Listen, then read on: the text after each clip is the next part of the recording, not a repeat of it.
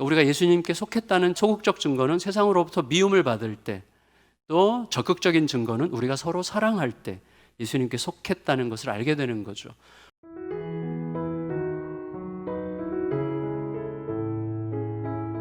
부활의 소망이 확실할수록 우리가 세상의 미움을 기꺼이 받아들일 수 있죠.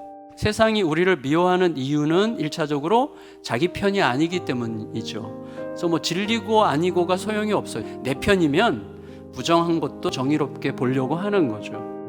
따라서 그 바탕에는 뭐가 있습니까? 의심과 두려움에서 나오는 편견이 있어요. 여러분, 유대인들을 보세요. 눈먼 자가 눈을 떴어요. 근데 여전히 눈을 먼 채로 있어요. 죽은 자가 살아났어요. 근데 여전히 죽음의 질서를 따라 살아요. 왜요? 예수님이 내 편이 아니라고 생각하기 때문이죠. 그러니까 보면서도 못 보고 들으면서도 못 듣는 거예요. 다만 자기가 옳다고 확신하는 게 반드시 관철되어야만 된다고 생각하고, 그게 관철되지 않으면 그냥 닫아버리는 거예요. 진짜 복음은 자기 노력과 자기 능력으로 스스로를 구원하려고 하는 세상의 모든 시도들이 얼마나 무능한지를 고발합니다. 따라서 자기 힘으로 스스로 구원하려고 하는 자들 안에는 복음에 대한 적개심이 일어나요. 세상이 예수께 속한 자들을 미워하는 이유입니다. 예수님께서는 우리가 받는 그 미움이 먼저 예수님을 상대로 한 미움이라는 것을 기억해라, 이렇게 말씀하십니다. 나를 미워하는 자는 또 내 아버지를 미워하느니라. 세상이 예수님을 미워한 이유는 그분이 자기들의 진정한 지도자인 줄 몰랐기 때문이에요. 근데 여러분, 생각을 잘해야 될 것 같아요. 왜냐하면 몰랐다는 것과 그를 미워했다는 것 사이에는 필연적인 관계가 성립하지 않아요. 몰랐다면 안 믿으면 돼요. 그럼 미워하는 이유가 뭐예요? 그분의 말씀과 행동을 통해서 자기들이 고발당한다고 느꼈기 때문이죠. 그때는 두 가지 중에 하나죠. 그 앞에 무릎을 꿇든가 그를 제거하든가.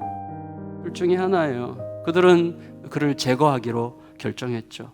여러분, 자기들이 뭘 하는지도 모르고 사악한 일에 가담한 자들을 향해서 용서를 구하신 예수님의 기도를 다시 생각해 보셔야 됩니다. 그 기도에는 세상을 향한 아버지의 용서의 마음이 담겨 있어요. 하지만 그 기도로 그들이 용서를 받았느냐 하는 문제는 다른 문제라는 것을 알 수 있어요. 여러분, 우리가 알듯이 정말 우리가 용서에 대해 성숙해 가면 나와 그 사람의 문제가 아니라 용서의 근본은 나와 하나님의 문제죠. 하나님께서 도무지 용서할 수 없는 우리들에게 용서하라고 하신 이유는 용서하기에는 그 일이 너무나 끔찍해 라고 하는 생각의 노예가 되지 말라는 거죠. 다만 모든 걸 아시고 모든 걸 가장 온전케 하실 수 있는 하나님께서, 또 자기 목숨을 거신 사랑으로 나를 사랑하신 하나님께서 용서하라고 명령하고 계시다는 것만 생각하라는 거예요.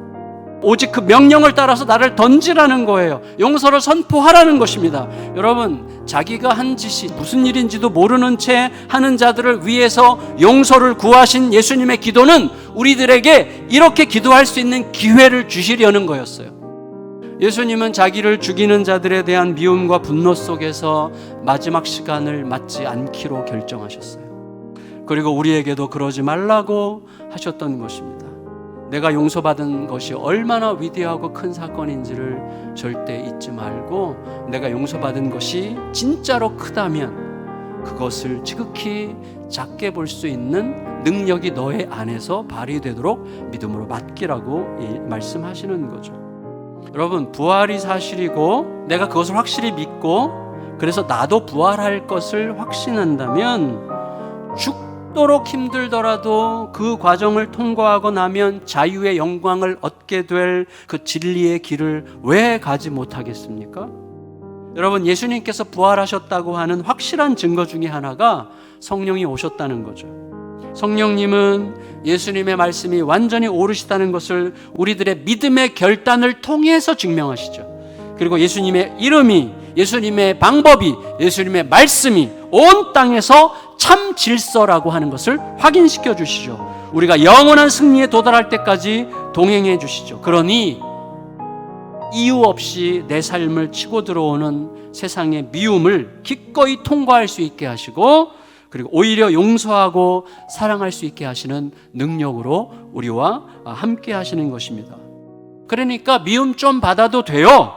그 믿음은 내가 예수께 속했다는 것을 확실하게 입증할 뿐입니다. 우리들은 다만 사랑하고 용서하면 됩니다. 그때 우리는 내가 이미 자유와 평화의 강가에 서 있다는 것을 보게 될 것입니다. 하나님의 말씀이, 예수 그리스도의 말씀이, 예수 그리스도의 방식이 오늘 나의 모든 감정과 판단을 이기도록 나를 내어드리는 삶이 복음적인 삶이죠. 부활의 능력을 통하여 우리가 미움을 기꺼이 받아내고 또 용서하고, 그러면서 진정한 의미의 예수의 속한 자의 삶을 멋지게 살아가는, 사랑하는 모든 성도님들 되시기를 예수님의 이름으로 축원합니다. 아멘.